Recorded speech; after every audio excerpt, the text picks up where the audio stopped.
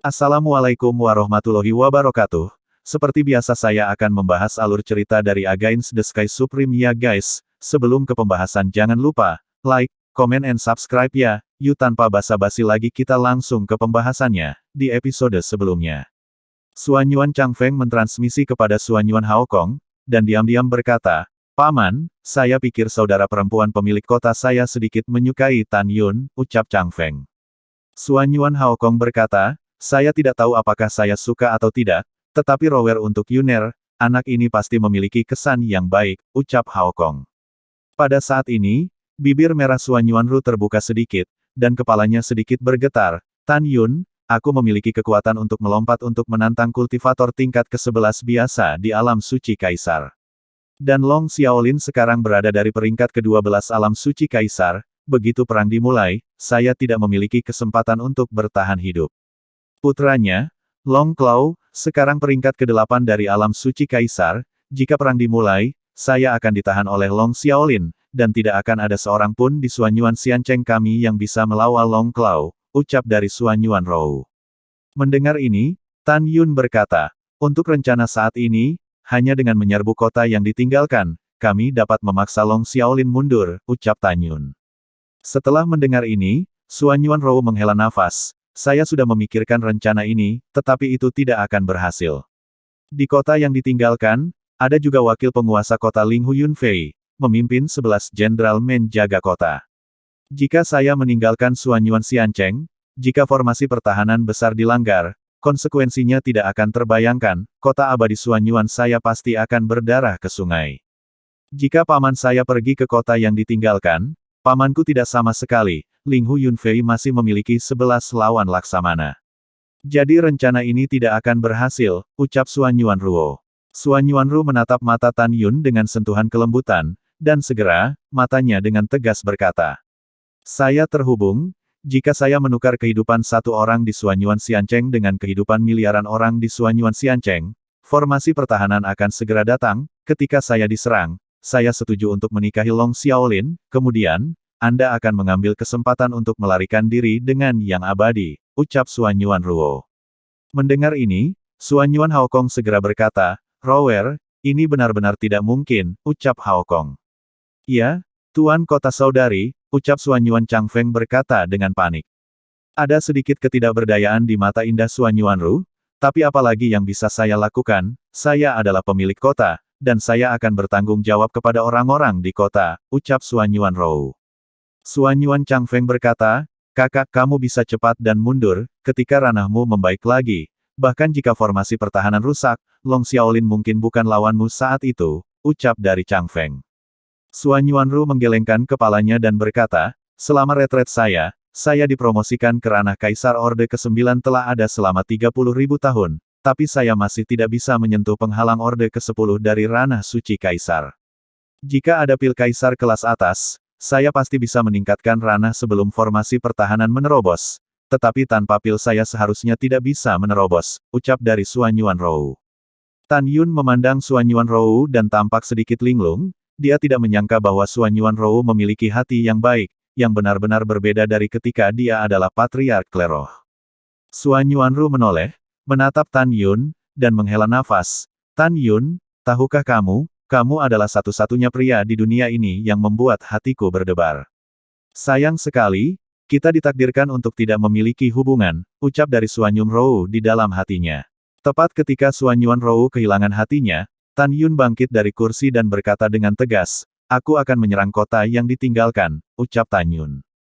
Xuanyuan Haokong dan Xuanyuan Changfeng tercengang sejenak, Xuanyuan Rou tiba-tiba bangkit, dan mata yang indah terbuka, dengan kekhawatiran dari lubuk hatinya, "Tidak mungkin. Kamu hanya berada di peringkat ke-8 dari alam Kaisar, saat ranah semakin tinggi. Kekuatan tantangan menjadi lebih rendah, jika kamu pergi, kamu akan mati, aku tidak setuju," ucap Xuanyuan Rou. Melihat Xuanyuan Ru dengan gugup dengan penampilan yang bergerak, arus hangat melonjak di hati Tan Yun. Dia mengambil napas dalam-dalam dan berkata dengan tulus, "Rower, kamu menyebutku Jenderal Perlindungan Xuanyuan Xiancheng. Karena saya adalah Jenderal Perlindungan Kota, saya tidak bisa mundur, masalah ini diselesaikan apa adanya, ini belum terlambat, saya akan segera berangkat ke kota yang ditinggalkan," ucap Tan Yun.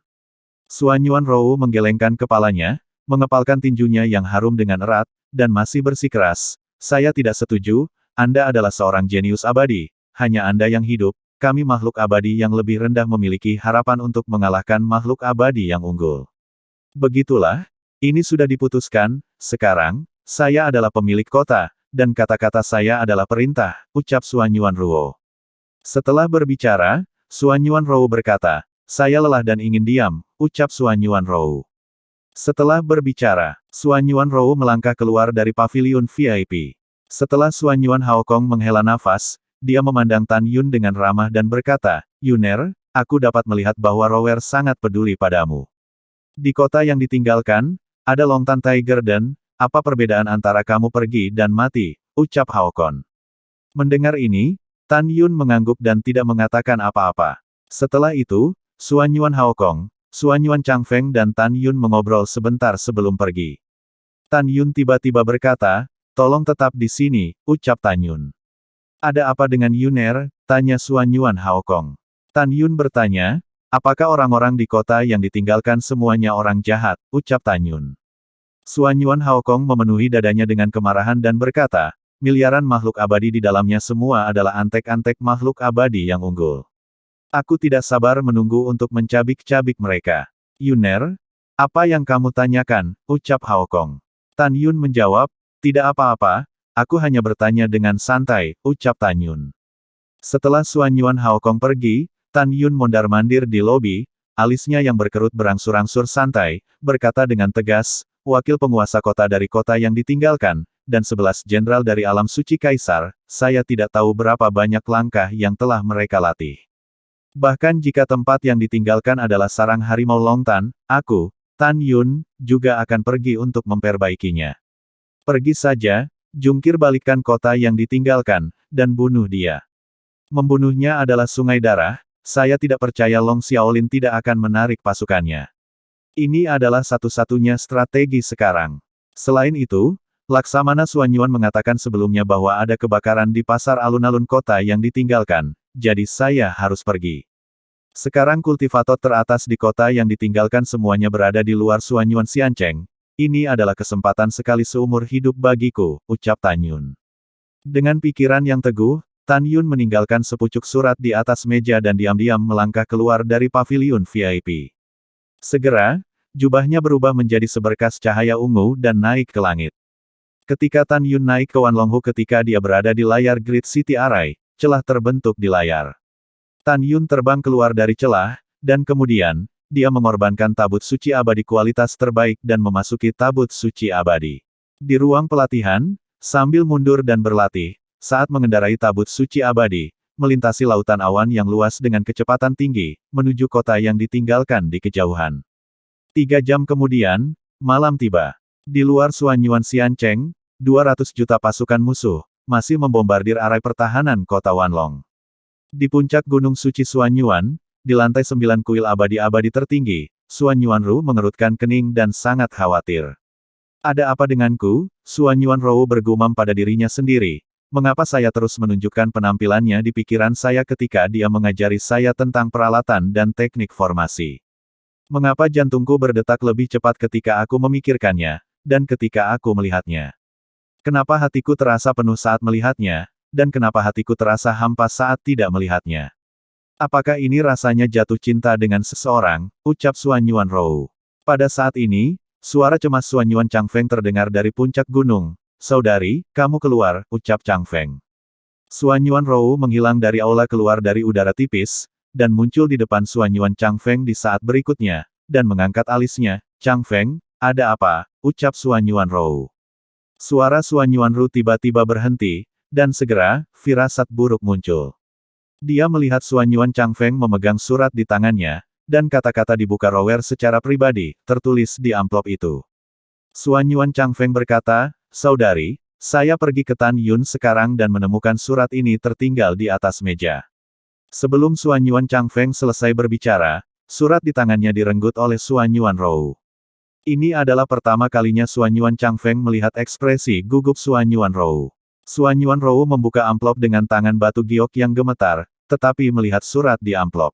Rower, Jangan kaget jika aku pergi hari ini tanpa mengucapkan selamat tinggal. Tentara musuh mengepung Suanyuan Xiancheng, dan Xiancheng dalam bahaya. Jika aku tidak menyerang kota yang ditinggalkan, Anda akan dilindungi dalam beberapa tahun. Ketika formasi dilanggar, Suanyuan Xiancheng akan dihancurkan dan semua kehidupan. Saya tidak ingin melihat ini terjadi, dan saya tidak ingin melihatmu mengorbankan dirimu dan menikahi Long Xiaolin untuk keluarga Xiancheng.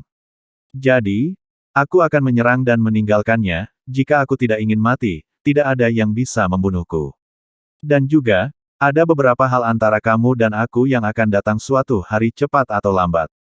Baiklah, jangan membicarakannya. Singkatnya, saya Tan Yun dalam hidup ini. Saya harap kita berteman baik. Anda bisa menunggu kabar baik saya di Suanyuan Xiancheng dengan tenang. Tan Yun. Setelah membaca, tangan Suanyuan Rou bergetar, dan surat itu jatuh di atas puncak.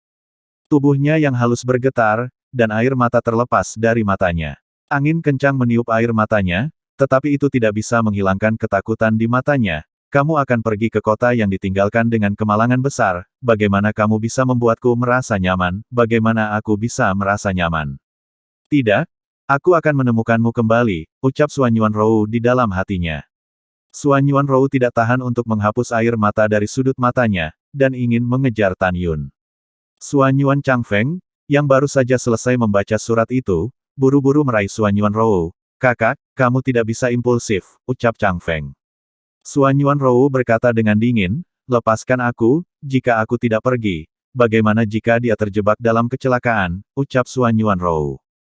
Kakak, Suanyuan Changfeng berkata dengan suara keras, kamu selalu menjadi orang yang menjaga dari keseluruhan situasi di hati saya. Jika Anda pergi, bagaimana dengan Suanyuan Xiancheng? Anda tidak bisa pergi. Anda harus percaya pada Tan Yun. Saya percaya bahwa Tan Yun dapat mengubah situasi buruk menjadi situasi yang beruntung. Dan kami harus percaya bahwa dia bisa memaksa Long Xiaolin untuk mundur, ucap Changfeng. Setelah mendengar ini, Suanyuan Rou menggertakkan giginya, dia mematahkan bibir bawahnya, dan air mata menetes dari matanya yang indah. Tapi, aku benar-benar takut. Ketika aku pikirkan tentang kehilangan dia, hatiku sangat bingung, ucap Suanyuan Rou. Suanyuan Changfeng memeluk Suanyuan Rou dalam pelukannya. Dia menghibur, kakak, kamu tidak perlu takut, aku sangat percaya bahwa Tan Yun pasti akan kembali, dan dia akan datang kembali dengan baik, ucap Changfeng. Benarkah? Ucap Suanyuan Rou meninggalkan pelukan Suanyuan Changfeng, merasa agak tidak berdaya. Tentu saja itu benar, Suanyuan Changfeng berkata dengan keras. Aku berjanji, ucap Changfeng. Faktanya, ketika Suanyuan Changfeng mengucapkan kata, aku berjanji, dia merasa sangat tidak nyaman di dalam hatinya. Suanyuan Changfeng tidak menaruh kekhawatiran di wajahnya, dia tidak ingin meningkatkan kekhawatiran Suanyuan Rou tentang Tan Yun. Setelah waktu yang lama, Suanyuan Changfeng memandang Suanyuan Rou dan dengan ragu-ragu berkata, kakak, apakah kamu menyukai Tan Yun, ucap Changfeng. Air mata Suanyuan Rou mengungkapkan sedikit keraguan, dan segera berkata, tidak, ucap Suanyuan Rou. Apakah itu? Suanyuan Changfeng berkata. Jangan bermuka dua, ucap Changfeng. Suanyuan Rou menggelengkan kepalanya, Changfeng, aku sebenarnya tidak tahu apakah aku suka atau tidak. Jika aku tidak melihatnya, aku merindukannya, aku tahu. Dia dalam bahaya, dan hatiku panik, perasaan ini sangat aneh, ucap Suanyuan Rou. Suanyuan Changfeng berkata, kakak, ini adalah tanda bahwa kamu menyukai seseorang. Aku bertanya padamu, apakah kamu punya ada masalah dan kamu ingin bersamanya, ucap Changfeng. Suanyuan Rou mengangguk. Benar, Suanyuan Changfeng berkata, kamu baru saja jatuh cinta pada Tan Yun. Perasaanmu sama dengan perasaanku pada Bingshan, ucap Changfeng. Siapa Bingshan? Ucap Suanyuan Rou bertanya dengan bingung. Bingshan adalah adik perempuan Tan Yun, Ying, ucap Suanyuan Changfeng. Bagaimana kamu bisa memberi orang nama panggilan seperti ini, ucap Suanyuan Rou memberi Suanyuan Changfeng tatapan putih. Suanyuan Changfeng mengangkat bahunya, itulah, apa perbedaan antara penampilannya yang sedingin es dan Bingshan. Dan kakak, aku ingin mengatakan bahwa kehidupan Chu Xiaosa begitu baik, ucap Changfeng. Siapa Chu Xiaosa? Ucap Changfeng. Ini adik Tan Yun, Suanyuan Changfeng berkata dengan iri. Pertama kali anak ini melihat Linger, dia jatuh cinta pada Linger, dalam 10 tahun terakhir, Linger juga tertarik padanya. Tapi kenapa Ying? Kenapa dia mengabaikanku? saudara ketigamu kan tidak jelek, ucap Chang Feng. Suan Yuanru yang mengkhawatirkan Tan Yun, terdiam setelah mendengar ini. Pada saat ini, Suan Yuan Chang Feng berkata, saudari, Tan Yun mengatakan bahwa ada sesuatu antara dia dan kamu yang akan datang cepat atau lambat. Singkatnya, dia berharap untuk menjadi teman dekat denganmu dalam hidup ini. Apakah ini artinya, ucap Chang Feng. Mendengar ini, Suan Yuanru berkata dengan bingung, saya tidak tahu. Yah, saya berantakan, Anda pergi, saya ingin diam, ucap Suan Yuanru. Yah, baik, ucap Suan Yuan Chang Feng mengangguk dan menukik turun dari puncak-puncak. Suan Yuanru memejamkan mata, menyatukan kedua tangannya, dan berdoa dengan tulus, Tuhan memberkati dia, pasti tidak ada yang salah, ucap Suan Yuanru. Tahun-tahun berlalu, dan dalam sekejap mata, 1 tahun 3 bulan telah berlalu. Selama periode ini, 200 juta tentara yang dipimpin oleh Long Xiaolin tidak pernah berhenti menyerang formasi pertahanan Suan Yuan Xiancheng. Long Xiaolin dengan tegas berkata, pertahanan arai pertahanan besar pasti jatuh, terus menyerang. Setelah serangan itu, kita akan mencuci Suan Yuan Xiancheng dengan darah untuk menghilangkan kebencian di hati kita, ucap Long Xiaolin. Pada saat yang sama, saat mengemudi perahu abadi, Tan Yun yang berada dalam pengasingan, telah menghabiskan lebih dari 4.500 tahun di Menara Xianseng, dan masih belum menyentuh penghalang tingkat ke-9 alam kaisar.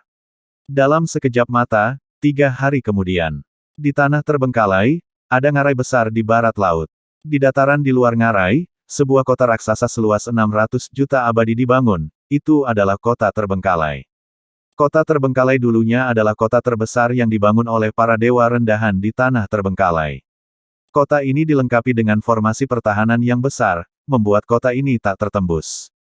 Matahari terbenam menjelang senja. Sebuah tabut suci abadi berlayar ke lautan awan di atas kota. Kemudian, Tan Yun yang telah berubah menjadi seorang pria parubaya berjanggut, menyingkirkan tabut suci abadi dan terbang dari lautan awan ke gerbang kota. Siapa yang akan datang? Di bawah gerbang kota yang megah, seorang jenderal abadi urutan ke-12 di alam kekaisaran menatap Tan Yun dan bertanya dengan suara yang dalam. Ribuan tentara abadi di kedua sisi gerbang kota juga menatap Tan Yun dengan mata buruk. Halo, jenderal ini, generasi muda datang ke kota yang ditinggalkan untuk membeli sumber daya budidaya, ucap Tan Yun mengepalkan tangannya, dengan hormat. Pergi, Xianjiang berkata dengan dingin kepada Tan Yun, sekarang kotaku tidak akan membiarkan siapapun masuk. Cepatlah keluar dari sini, ucap Xianjiang. Begitu suara itu jatuh, Xianjiang sepertinya memikirkan sesuatu, dan tiba-tiba wajahnya berubah mengerikan. Hahaha, Anda abadi rendah, Anda tidak beruntung jika Anda datang hari ini. Anda akan menderita sampai mati, ucap Xianjiang. Yang abadi akan tahu bahwa setiap kali dia membunuh abadi rendahan, dia akan menggunakan kepala abadi rendahan untuk merekam beberapa di rumah tuan kota kontribusi. Karena itu, dia akan mengambil nyawa Tan Yun sekarang. Mata ilahi Hong Meng, ucap Tan Yun. Tiba-tiba, mata Tan Yun dipenuhi dengan cahaya merah yang aneh, dan jenderal abadi tertegun seperti ayam kayu. Buka gerbang kota untukku, suara Tan Yun yang tidak diragukan lagi terdengar di benak Xianjiang. Ya, jenderal abadi tampak kusam, memutar tangan kanannya, dan sebuah token muncul, dan kemudian, kekuatan surgawi diserap ke dalam token. Seberkas cahaya meledak dari token, dan melesat ke gerbang kota yang tertutup, dan kemudian gerbang kota bergemuruh terbuka. Tan Yun melepaskan mata ilahi Hong Meng, mengambil langkah maju dengan tiba-tiba, meraih leher jenderal abadi dengan satu tangan, dan berkata dengan sungguh-sungguh, kamu yang membantu kaisar menyalahgunakan kekuasaan, aku akan membunuhmu. Retak. Ah! Dalam teriakan jenderal abadi, Tan Yun menghancurkan tangan kanannya yang memegang tombak jenderal abadi dengan tangan kirinya, dan mengambil tombak di tangannya. Setelah itu, Tan Yun memegang tombak di tangan kirinya, dan Tan Yun memegang jenderal abadi di tangan kanannya, dan melayang di depan gerbang kota. Kamu, siapa kamu? Yang abadi akan goyah karena ngeri. Siapa? Tan Yun mencibir lagi dan lagi, orang yang akan membunuhmu, ucap Tan Yun. Saat dia berbicara, Tan Yun meremas leher jenderal abadi dengan tangan kanannya, darah berceceran, dan mayat tanpa kepala itu jatuh ke dalam kehampaan. Dengan lambaian tangan kanan Tan Yun, mayat tanpa kepala itu menabrak gerbang kota. Puci! Tan Yun melemparkan tombak itu dengan tangan kirinya. Ujung tombak yang tajam itu dipenuhi darah, menembus kepalanya, dan memakukan kepalanya ke gerbang kota. Pada saat ini, ribuan tentara abadi yang baru saja pulih dari gerbang kota memandang Tan Yun dengan tak percaya, di dalam hati mereka, semua keabadian yang lebih rendah di tanah yang ditinggalkan, menghadapi kota yang ditinggalkan yang sekarang mengandalkan keabadian yang lebih tinggi, takut mereka tidak akan bisa menghindar. Salah satu prajurit abadi memimpin dalam pemulihan, dan kemudian berteriak ngeri, cepat masuk ke kota, dan laporkan kepada wakil penguasa kota tentang orang gila yang berani membunuh jenderal abadi yang menjaga kota. Oke, ribuan tentara abadi melayang ke udara, mencoba terbang ke kota melalui gerbang kota. Pedang pembantaian Hongmeng, pedang ilahi Hongmeng, ucap Tan Yun. Saat Tan Yun memikirkannya, pedang pembantaian Hongmeng terbang keluar dari pikirannya dan menembak ke tangan kanannya. Pada saat yang sama, Jin Ni, Mu Xin, Qin Ying dan 11 pedang primordial lainnya terbang keluar dari kedalaman pikirannya dan melayang di atas kepala Tan Yun. Bunuh! Tan Yun memegang pedangnya di langit dan membunuh ribuan tentara abadi. Pedang ilahi Hongmeng 11 tangan melayang di atas kepalanya menyerang ribuan tentara abadi dengan kekuatan merobek kekosongan. Puci-puci. Setiap kali Tan Yun mengayunkan pedang, lusinan prajurit abadi mati dalam cipratan darah. Tidak, maafkan aku. Tan Yun menutup telinga terhadap permohonan ribuan tentara abadi, dan memulai pembantaian. Jin Ni dan 11 pedang primordial lainnya, dengan aliran darah, menembus alis seorang prajurit abadi yang terkenal, dan melewati bagian belakang kepala. Wow, plop-plop. Darah menodai udara, dan bau darah yang menyengat menjijikkan. Satu demi satu, mayat, disemprot dengan darah, hancur dan menumpuk di luar gerbang kota. Hanya dalam 3 napas, ribuan tentara abadi tidak selamat. Tan Yun menyingkirkan 11 pedang ilahi Hongmeng dengan ekspresi acuh tak acuh, memegang pedang di tangan kanannya, dan melangkah ke kota yang ditinggalkan.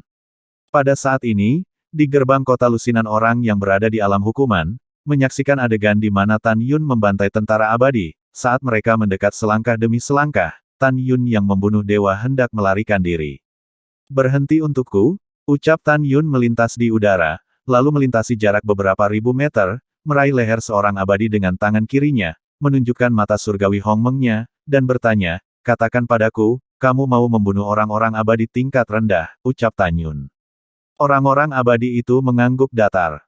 Kamu akan mati, suara Tan Yun baru saja jatuh, dan setelah melepaskan leher abadi dengan tangan kirinya, dia menamparkan dahi abadi dengan telapak tangan. Bang! Segera, mayat tanpa kepala dari pria abadi, darah yang memancar, jatuh 100 kaki jauhnya. Bagaimana denganmu, apakah kamu ingin membunuh abadi kelas bawah? Ucap Tan Yun yang kejam yang menangkap makhluk abadi lainnya, masih menggunakan mata surgawi Hongmengnya, dan bertanya. Iya, orang abadi berkata dengan jujur. Pupil mata merah Tan Yun yang menyihir dipenuhi dengan kemarahan yang mengerikan, dan pedangnya menembus tengkorak keabadian. Tan Yun kemudian bertanya setiap kali dia menangkap makhluk abadi. Ketika Tan Yun selesai menanyai 350 abadi satu persatu, 350 mayat tertinggal. Jawaban semua orang sama, mereka semua ingin membunuh makhluk abadi yang lebih rendah dan menyenangkan makhluk abadi yang unggul. Selama interogasi, Tan Yun juga mengetahui bahwa 4 miliar makhluk abadi di kota yang ditinggalkan semuanya adalah antek dari makhluk abadi yang unggul. Dengan kata lain, semua yang abadi di kota yang ditinggalkan adalah orang-orang yang kehilangan martabat dan bertingkah seperti harimau. Tan Yun memegang pedang di tangan kanannya, dan mata bintangnya menunjukkan cahaya haus darah. Dia tersenyum marah, seperti yang diharapkan, seperti yang dikatakan Jenderal Xuan Yuan, semua makhluk abadi di kota yang ditinggalkan harus dibunuh. Haha, ucap Tan Yun. Setelah tertawa, rambut Tan Yun terbang, memegang pedang ilahi pembunuh Hongmeng, berubah menjadi bayangan, menyapu jalan di pintu keluar gerbang kota, dan muncul di jalan lain. Bunuh! Tan Yun meraung keras dengan pedang di tangan, dan membunuh di arah jalan lain. Segera, tunggul terbang, darah berceceran, dan melolong. Ah, siapa kamu, dan mengapa kamu membunuh kami? Tidak, maafkan aku. Ribuan abadi terbunuh di jalan, dan tubuh mereka tergeletak di jalan. Di paviliun di kedua sisi jalan, siluet tiba-tiba terbang, mereka berteriak ngeri dan ingin memberitahu wakil penguasa kota. Tan Yun tidak mengejar makhluk abadi ini, dia sudah muncul di jalan lain, memegang pedang di atas makhluk abadi, dan berkata dengan dingin, apakah Anda tahu bahwa rumah Sima Jiangjun, rumah Zhuge, dan rumah jenderal lainnya, ucap Tan Yun. Aku tahu, ucap orang abadi gemetar dengan suara gemetar.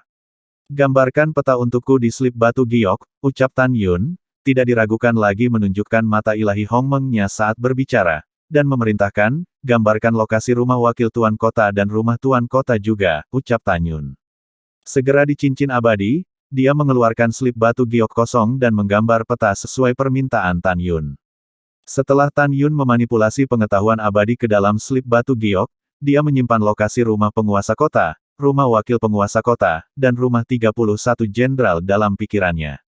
Kemudian, Tan Yun bertanya dengan enggan, apakah Anda ingin membunuh makhluk abadi yang lebih rendah, ucap Tan Yun. Ya, ucap orang itu.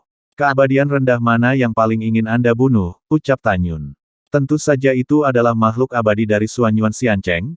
Seluruh kota kami yang ditinggalkan, semua makhluk abadi ingin memasuki kota abadi Suanyuan, ucap orang itu. Tan Yun menggertakkan giginya, mengapa, ucap Tan Yun. Yang abadi berkata dengan jujur, karena kota abadi Suanyuan mengumpulkan miliaran makhluk abadi yang lebih rendah, mereka hanya bisa dimusnahkan, ucap orang itu.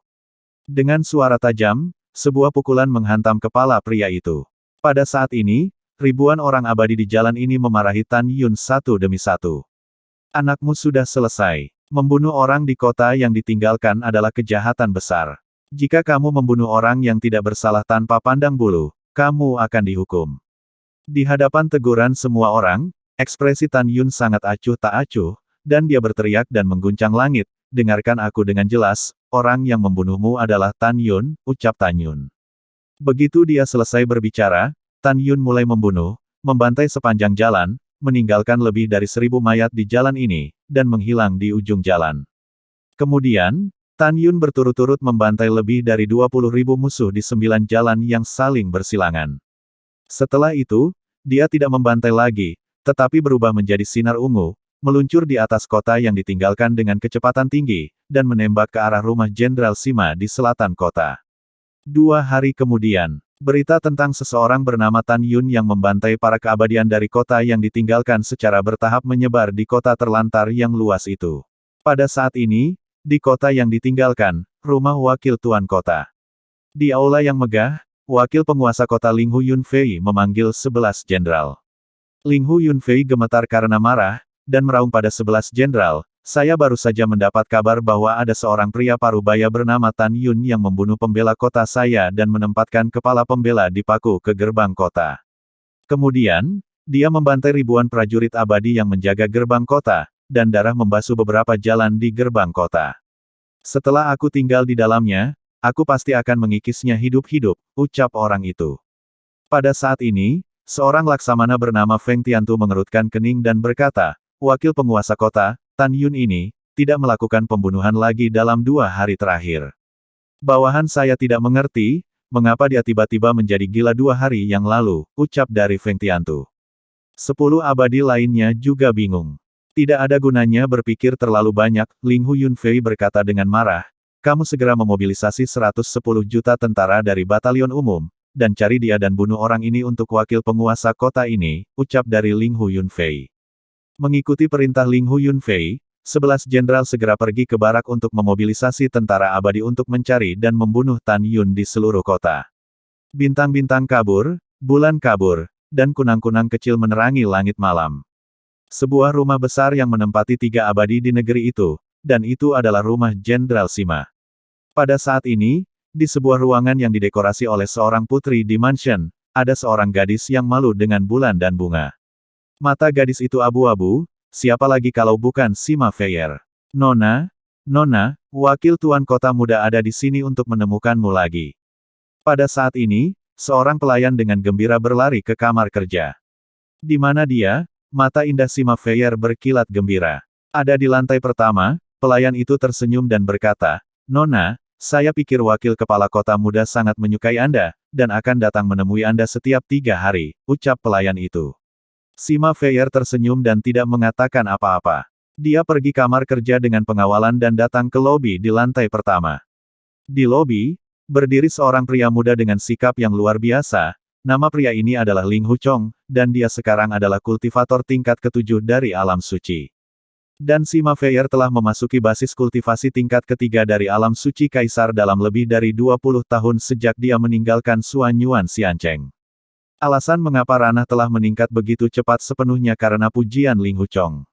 Karena sejak dia memasuki kota yang ditinggalkan, Ling Huchong jatuh cinta padanya pada pandangan pertama dan memberinya cukup pil Teijin dan pil Kaisar bermutu tinggi.